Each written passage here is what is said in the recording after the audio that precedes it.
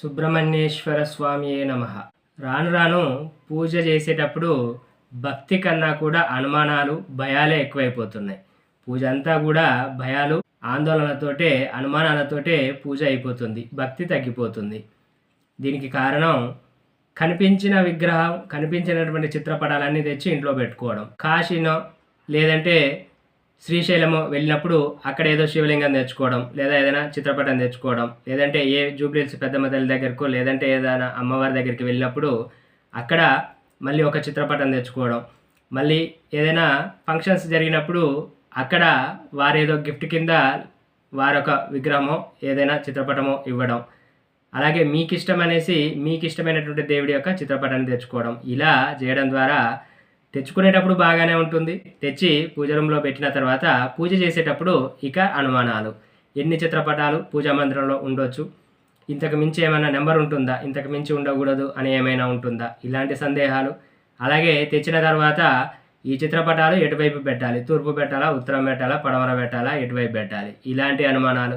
అలాగే పూజ చేసేటప్పుడు ఇక అసలు కష్టం వచ్చేటువంటిది పూజ దగ్గర. అన్ని చిత్రపటాలు పెట్టుకున్న తర్వాత ఇక పూజ చేయాలంటే ఏదో తెలియని అలసత్వం, హుషారుగా అనిపించదు, చేద్దాం ఇప్పుడు పూజ అన్నట్టుగా. ఇలాంటి అనుమానాలతో ఉన్నటువంటి చిత్రపటాల్లోనే కొన్నింటిని తీసుకెళ్ళి వాటి మెయింటెన్స్ చేయలేక, ఆ పూజలు చేయలేక వాటిని తీసుకెళ్ళి దేవాలయాల్లో పెట్టేసి రావడం, ఇవన్నీ కూడా సరి అయినటువంటివి కావండి. అలా కనిపించిందల్లా ఎక్కడ పడితే అక్కడ ఇది నచ్చింది కదా, ఈ విగ్రహం బాగుంది కదా, ఈ చిత్రపటం చూడడానికి బాగుంది, పెద్దగా ఉంది అనేసి అలా కనిపించిందల్లా తీసుకొని రావద్దండి. తీసుకొస్తే ఏమవుతుందంటే తెచ్చేటప్పుడు బాగానే ఉంటుంది, తర్వాత పూజలు చేయాలి కదా. చిత్రపటాన్ని తీసుకొని వచ్చినప్పుడు లేదంటే ఒక దేవుడికి సంబంధించిన విగ్రహాన్ని తీసుకొచ్చినప్పుడు పూజలు చేయాల్సి ఉంటుంది.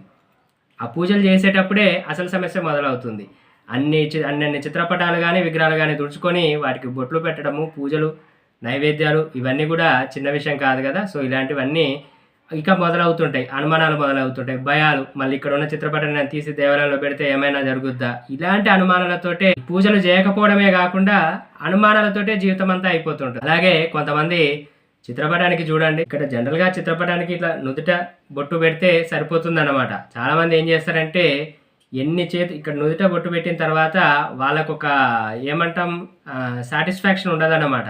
అంటే వాళ్ళకి ఎప్పుడు సాటిస్ఫాక్షన్ ఉంటుందంటే ఆ దేవుడి రూపం ఏదైతే ఉంటుందో ఎన్ని చేతులు ఉంటే అన్ని చేతులకు బొట్లు పెట్టాలి, కాళ్ళ దగ్గర బొట్టు పెట్టాలి, చేతిలో ఎన్ని ఆయుధాలు ఉంటే అన్ని ఆయుధాలకు బొట్టు పెట్టాలి. సో ఇలా, ఎందుకంటే ఇది పెట్టండి అమ్మవారు ఏమన్నా అనుకుంటుందేమో, ఆ దేవుడు ఏమన్నా అనుకుంటాడేమో అనేసి పటం నిండా బొట్లన్నీ పెట్టేస్తుంటారనమాట. సో ఇలా ప్రతి పటానికి పెట్టడం వల్ల ఏమవుతుంది, అక్కడ చాలా సమయం తీసుకుంటుంది.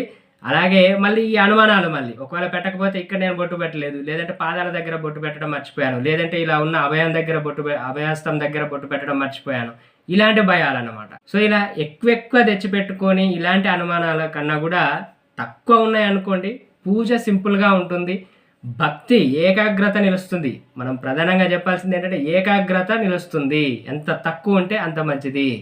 అయితే ఇలాంటి సందేహాలు, ఇలాంటివి భవిష్యత్తులో వస్తాయని ఊహించి ముందుగానే మనకు ఆది గురువులు శ్రీ శంకరాచార్యుల వారు పంచాయతన పూజా విధానాన్ని ప్రవేశపెట్టారండి. ఎవరైతే ఇలా పూజలో ఎన్ని విగ్రహాలు ఉండాలి, ఎన్ని పటాలు ఉండాలి, ఇలాంటి అన్ని సందేహాలు ఉంటుంటాయో వాళ్ళకి సమాధానంగా ఆది గురువులు శ్రీ శంకరాచార్యుల వారు పంచాయతన పూజ అని ప్రవేశపెట్టారన్నమాట. అంటే పంచదేవతలను, 5 దేవతలను పూజిస్తే మిగిలినటువంటి అన్ని దేవతలను పూజించినట్లు అవుతుంది. ఎందుకంటే ఈ 5 యొక్క అవతారాలు కావచ్చు, వేరు రూపాలే మిగిలినటువంటి దేవతలు ఉంటుంటారు కాబట్టి ప్రధానంగా ఈ 5 దేవతలను పూజించాలని చెప్పారు. అది నేను చెప్పినటువంటిది కాదు. ఈ 5 దేవతలను పంచాయతన పూజ అంటారు, పంచదేవతలు అంటారు, అంటే 5 దేవతలు. ఇది ఎవరు చెప్పినటువంటిది? శ్రీ శంకరాచార్యుల వారు చెప్పినటువంటిది. ఈ 5 దేవతలు ఎవరంటే గణపతి, శివుడు, అమ్మవారు. మళ్ళీ అమ్మవారు అనగానే మహాలక్ష్మిన, సరస్వతిన, దుర్గామాతను అనకండి, ఏ అమ్మవారైనా ఏం కాదన్నమాట. ఓకే. సో మళ్ళీ శ్రీ మహావిష్ణువు, సూర్యుడు, గణపతి, శివుడు, అమ్మవారు, శ్రీ మహావిష్ణువు, సూర్యుడు. ఈ 5 యొక్క చిత్రపటాలు కానీ, ఈ 5 యొక్క విగ్రహాలు కానీ మనం పూజలో పెట్టుకొని ఈ 5కి పూజలు చేస్తే, భక్తి శ్రద్ధలతో పూజ చేస్తే ఆ ఇంట్లో ఖచ్చితంగా శాంతి నెలకొంటుంది, మన ఏకాగ్రత నిలుస్తుంది.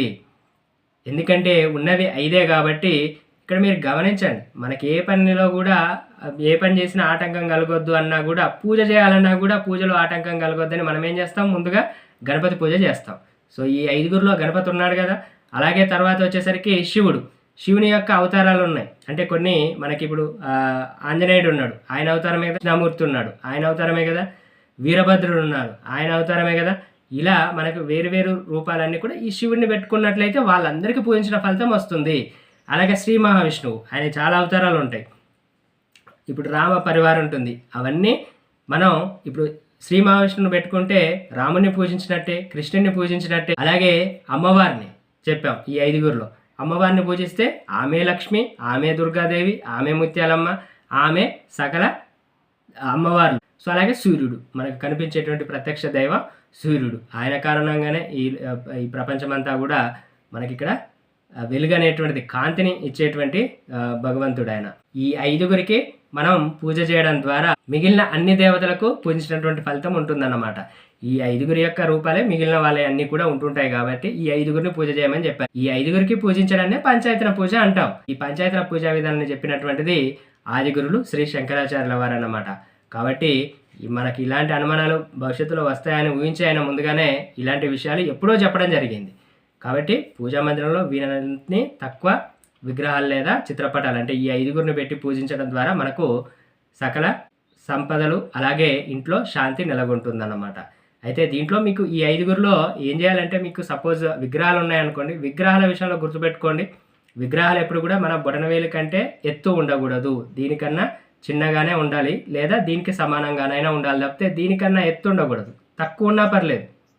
ఓకే, అది గుర్తుపెట్టుకోండి విగ్రహాల విషయం. ఇంతకంటే పెద్దగా ఉందనుకోండి, ఏమవుతుంది, అప్పుడు మహానైవేద్యాలు సమర్పించాల్సి వస్తుంటుంది. అలాంటి మహానైవేద్యాలు ఇంట్లో మనం గృహస్థులుగా మనకు వీలు కాదు కాబట్టి, బొటనవేలు కంటే కిందిగా ఉంటే కనుక, అంటే చిన్నగా ఉంటే కనుక, అప్పుడు అలాంటి విగ్రహాలను ఇంట్లో పూజ మందిరంలో పెట్టి పూజించుకోవచ్చు అనమాట. అలాంటి వాటికి దోషాలు ఏమి ఉండవు. మనకి ఇంట్లో ఉన్నటువంటి డ్రై ఫ్రూట్స్ కానీ లేదంటే బెల్లం కానీ ఇలా సమర్పిస్తే, మన నైవేద్యం కింద సమర్పిస్తే, పాలు కానీ నైవేద్యం కింద సమర్పిస్తే మనకు సరిపోతుంది అనమాట. సో పెద్ద నైవేద్యాలు ఏమి సమర్పించిన అవసరం లేదు, బొటనవేలు కంటే చిన్నగా ఉండేటువంటి విగ్రహాలు ఇంట్లో పెట్టుకుంటే. ఓకే, సో అది గుర్తుపెట్టుకోండి. ఓకే, అదే హాల్లో మీరు పెట్టుకునేటప్పుడు బొటనవేలు కంటే పెద్దగా ఉండేటువంటి ఏమైనా పెట్టుకుంటే కనుక హాల్లో పెట్టుకోండి. మళ్ళీ పూజా మందిరంలో పెట్టారంటే, బొట్లు పెట్టి పూజా మందిరంలో పెట్టారంటే మళ్ళీ మహానైవేద్యాలు సమర్పించాల్సి వస్తుంది. ఓకే, ఈ విషయం గుర్తుపెట్టుకోండి. సో మీకు ఏముందండి, సింపుల్గా ఈ 5 విగ్రహాలు కానీ చిత్రపటాలు కానీ ఉన్నాయనుకోండి, సపోజ్ మీ దగ్గర విగ్రహాలే ఉన్నాయనుకోండి, స్నానం చేసిన తర్వాత సింపుల్గా ఒక ప్లేట్లో అంతకుముందు ఉన్నటువంటి నిర్మాల్యాలన్నింటిని కూడా తీసేసిన తర్వాత ఈ విగ్రహాలను ఒక ప్లేట్లో పెట్టేసుకొని, ఈ 5గురు దేవతలే ఉన్నారనుకోండి, ఈ 5గురిలో మీకు ఏ దేవుడైతే ఇష్టమో ఆ దేవుడిని మధ్యలో పెట్టుకొని మిగిలినటువంటి దేవతల్ని కాస్త ముందుగా వెనక్గా ఇలా పెట్టుకోవచ్చు అనమాట. అంటే చుట్టూగా ఇలా పెట్టుకోవచ్చు. పెడితే ఇది పంచాయతన పూజ అవుతుందన్నమాట. సింపుల్గా మనం స్నానం చేసిన అనంతరం ఏం చేయాలంటే, ఈ 5గురిని ఒక ప్లేట్లో పెట్టుకొని సెంటర్లో, సపోజ్ మీకు అమ్మవారంటే ఇష్టం అనుకోండి, ఏ అమ్మవారంటే ఇష్టమైనా సరే అక్కడ మనం తీసుకున్నటువంటి అమ్మవారి యొక్క విగ్రహం అలా పెట్టుకొని, ఆ చుట్టుపక్కల అంటే విగ్రహం సెంటర్లో పెట్టి, ఇక్కడ ఒక విగ్రహం, ఇక్కడ ఒక విగ్రహం, ఇక్కడ ఒక విగ్రహం, ఇక్కడ ఒక విగ్రహం, ఈ 4 విగ్రహాలు ప్లస్ సెంటర్లో 5 ఒకటి అవుతుంది కదా, మొత్తం 5 అయిపోతాయి అన్నమాట. అలా పెట్టుకొని వాటికి మనం ఏం చేయాలి, ముందుగా గణపతిని పూజ చేసుకొని దీపాన్ని పెట్టిన తర్వాత అప్పుడు వీరికి అభిషేకం చేయాలి. అభిషేకం వాటర్తో చేయొచ్చు, మీకు కుదిరితే ఇంట్లో పాలు పెరుగు అలాంటివి ఉంటే ఏదైనా ప్రత్యేక దినాల్లో చేయొచ్చు. సాధారణంగా అయితే కనుక మామూలుగా నీటితో కూడా అభిషేకం చేయొచ్చు అన్నమాట. సో అభిషేకం చేసిన తర్వాత ఏదైనా మనకు పూజా మందిరంలో ఉండేటువంటి మంచి క్లాత్ తోటి, శుభ్రమైన క్లాత్ తోటి తుడిచి అక్కడ పెట్టేసిన తర్వాత మరలా ఈ 5గురికి గంధం కుంకుమ బొట్లు పెట్టాలన్నమాట. గంధం కుంకుమ బొట్లు పెట్టిన తర్వాత అక్కడ ఒక పుష్పాన్ని సమర్పించి అక్కడ పుష్పాలను సమర్పించాలి. ఇప్పుడు ఏదైనా ధూపం, అగరబత్తులు కానీ కడ్డీలు కానీ ధూపం చూపించిన తర్వాత ఆల్రెడీ మనం పెట్టినటువంటి దీపాన్ని ఒకసారి దీపం దర్శయామని చూపిస్తే, ఇప్పుడు మనకేమైపోయింది, గంధం అయిపోయింది, పుష్పం అయిపోయింది, ధూపం అయిపోయింది, దీపం అయిపోయింది, మిగిలింది నైవేద్యం. నైవేద్యం కింద మీకు బెల్లం చూడండి, మీకు సింపుల్గా ఇలా డబ్బాలలో వస్తుంది, అవి చిన్న ఇంత ఉంటాయి అవి. సో ఇలాంటిది ఒకటి తెచ్చుకుంటే మీకు చాలా రోజులు వచ్చేస్తాయి. అలాగే డ్రై ఫ్రూట్స్ కూడా ఒకసారి తెచ్చుకున్నారంటే అవి కూడా చాలా రోజులు వస్తాయి. సో అలాంటి వాటిని తెచ్చుకొని పెట్టుకున్నారనుకోండి, పూజలో మళ్ళీ నైవేద్యం కింద ఒక ప్లేట్లో కొన్ని డ్రై ఫ్రూట్స్, ఒక బెల్లం ముక్క పెట్టుకొని అక్కడ నైవేద్యం కింద సమర్పించి ఇలా ఒక 5 సార్లు ఇలా చూపించాలన్నమాట. చూపించిన తర్వాత హారతి ఇచ్చేస్తే, హారతి అనంతరం మీరు పూజ చేసేటప్పుడు ఏదైనా దోషాలు, ఏదైనా లోపాలు ఏదైనా ఉంటే గనక ఈ పూజ చేసే దాంట్లో ఏదైనా దోషాలు గానీ, ఏదైనా లోపాలు ఉంటే గనక క్షమించమని ఒకసారి దేవుడిని మనస్ఫూర్తిగా అడగాలన్నమాట. సో, అయితే మీరు అభిషేకం చేసేటప్పుడు మీకొచ్చిన స్తోత్రాలు అవి చదువుకోవచ్చండి. పెద్ద పెద్ద మంత్రాలేం చదవనవసరం లేదు. మీకు వస్తే చదువుకోవచ్చు. రాలేదనుకోండి ఏం చేయొచ్చు, అక్కడ మనం మహాగణపతిని పెట్టాం కాబట్టి ఓం గం గణపతియే నమః. తర్వాత ఏం పెట్టాం, మహాశివుని ఓం నమః శివాయ.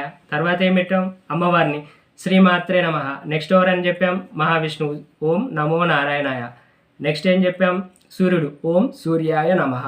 సో వీటిని చెప్పుకుంటూ కూడా ఇవే నామాలను స్మరించుకుంటూ అభిషేకం చేయొచ్చు. పూజ అనంతరం కూడా పూజ అయిపోగానే వెళ్లకుండా ఒక 5 మినిట్స్ అక్కడ ప్రశాంతంగా కూర్చొని ఈ 5 నామాలనే వీలైనంత సేపు నామస్మరణ చేయాలి. ఇలా చేస్తే మీ పూజ అయిపోతుంది. ఇలా సింపుల్గా పూజ చేసుకోవాలి. కానీ అన్ని చిత్రపటాలు తీసుకొచ్చి ఎక్కడ పడితే అక్కడ పటం మొత్తం బొట్లు నింపేసి, పటం మొత్తం ఫ్లవర్స్తో నింపేసి ఇలాంటివి చేయొద్దన్నమాట. అంటే ఇలాంటివి చేయడం ద్వారా ఏమంటే మీకు ఆ టైము అదంతా కూడా ఎక్కువ తీసుకోవడం వల్ల నెక్స్ట్ టైం మీరు పూజ చేయాలంటే మీకు ఆసక్తి తగ్గిపోతుంది అన్నమాట. పూజ చేయగలరనుకుంటే ఓకే, దాంట్లో సందేహం ఏమి లేదు. మేము ఎక్కువ ఉన్నా కూడా అన్ని పటాలను మేము శుభ్రపరచుకోగలము, బొట్లు పెట్టుకోగలము, ఫ్లవర్స్ అన్నీ కూడా అలంకరించుకోగలము. మాకు ఎలాంటి సమస్య లేదంటే ప్రాబ్లం లేదు. కానీ ఎవరైతే ఇన్నిన్ని విగ్రహాలు ఉన్నాయి, ఇన్నిన్ని పటాలు ఉన్నాయి, ఎలా అనేటువంటిది అంటే ఎక్కువ పటాలు విగ్రహాలు పెట్టుకొని పూజలు మానడం కన్నా ఇలా 5గురిని ఇలా పెట్టుకొని మనం పూజ చేసుకోవడం చాలా చాలా ఉత్తమమైనటువంటిది. ఈ 5గురి యొక్క అవతారాలే మిగిలినవి ఉంటుంటాయి కాబట్టి మిగిలిన మన ఈ 5గురికి పూజిస్తే అన్ని దేవతలను పూజించినటువంటి ఫలితం దక్కుతుంది.